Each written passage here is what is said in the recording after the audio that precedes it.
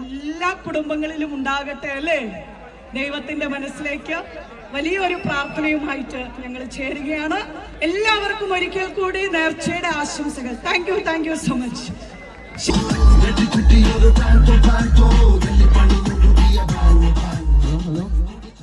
ആട്ടക്കാവടി ശിങ്കാരിമാണ് എത്രയും പെട്ടെന്ന് റെഡി ആവേണ്ടതാണ്.